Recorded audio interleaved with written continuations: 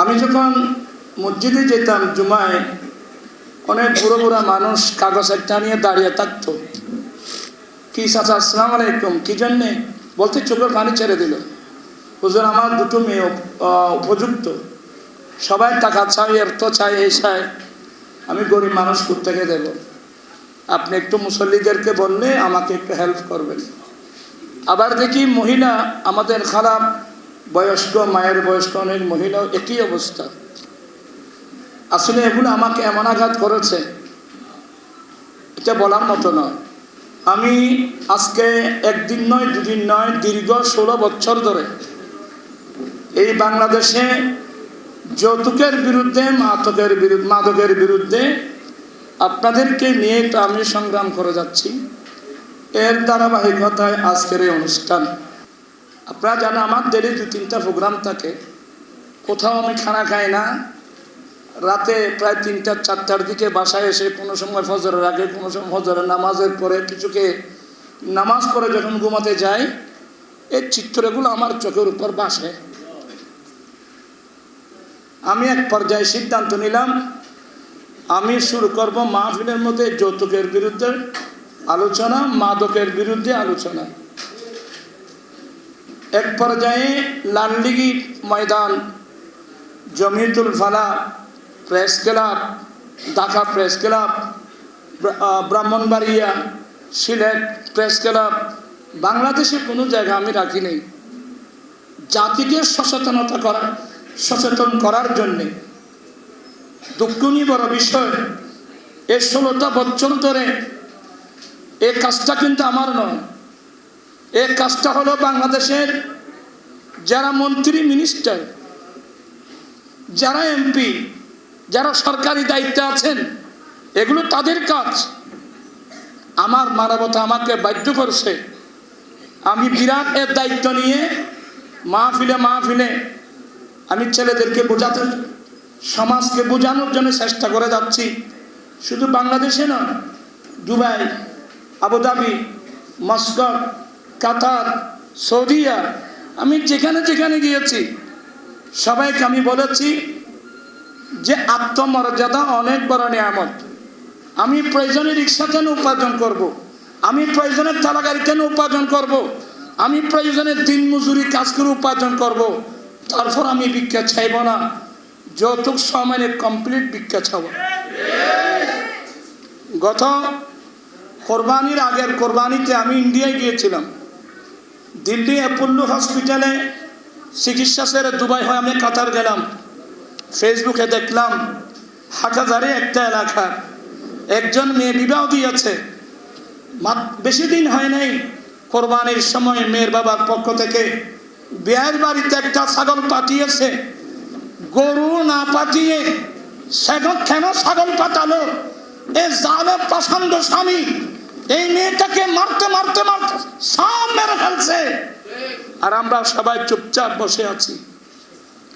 আমি বিনয়ের সাথে বলবো, আমাদের প্রধান অতিথি মহোদয় দৃষ্টি আকর্ষণ করছি, আমি কত মন্ত্রী, মিনিস্টারকে প্রধান অতিথি করে লালদিঘির পারে এনেছি, জমিয়তুল ফালাহ মাঠে এনেছি, প্রেস ক্লাব এনেছি, জাতীয় প্রেস ক্লাবে এনেছি, সিলেট, কুমিল্লা, বিভিন্ন জায়গায় এনেছি।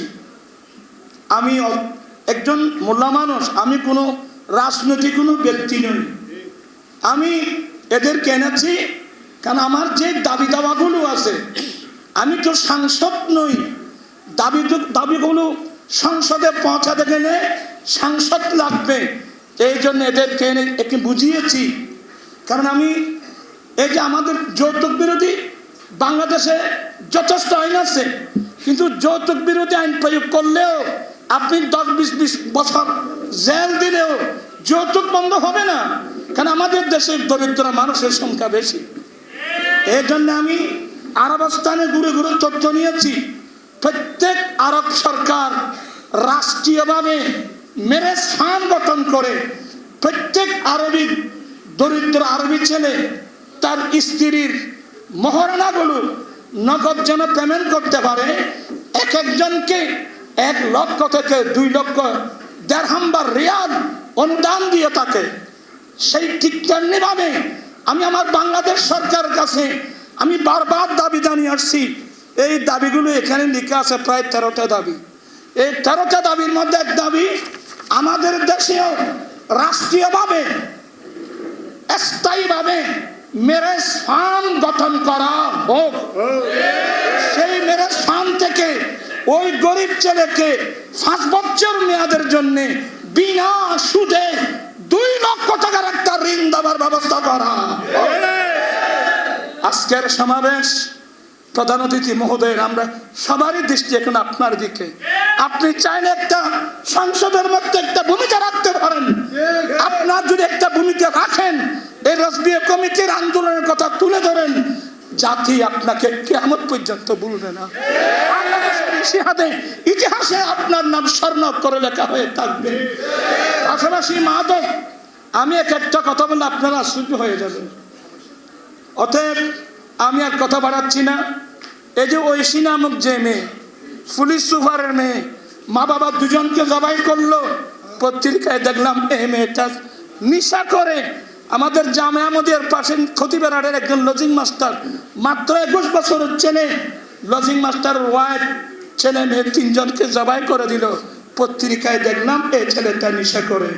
এই মুহূর্তের মধ্যে আমার আশ্চর্য লাগে, এই বার্মা হয়ে সবচাইতে বড় মারাত্মক চট্টগ্রাম হয়ে, চট্টগ্রাম কি এটা মাদকের রুট হতে পারে? এই চট্টগ্রামের নাম ইসলামাবাদ। মুঘল আমল থেকে এই চট্টগ্রামের নাম ইসলামাবাদ। ইসলামাবাদ এটা মাদকের রুট হতে পারে না, ঠিক কিনা ভাইয়েরা? আমি সরকারের দৃষ্টি আকর্ষণ করছি, পুলিশ, বিডিআর, নেভি, আর্মি, এতগুলো প্রশাসন থাকতে মাদকগুলো আমাদের এই দেশের মধ্যে আসতে পারে কিভাবে?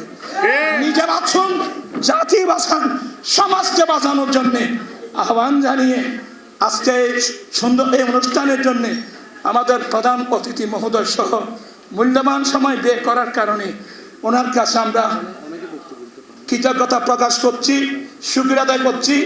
আর এখানে অনেক সম্মানী মানুষ, এক এক মাদ্রাসার, কামিল মাদ্রাসার, ফাজিল মাদ্রাসার অধ্যক্ষ, উপাধ্যক্ষ, আরবের প্রভাষক, আমি অনেক ভাইদেরকে পিরানি তরিকত সহ অনেককে বক্তব্য দিতে সময় দিতে না পারাই আমি সবার কাছে খুবই দুঃখ প্রকাশ করছি। এতক্ষণ সময় দেওয়ার কারণে আপনাদের শুকরিয়া।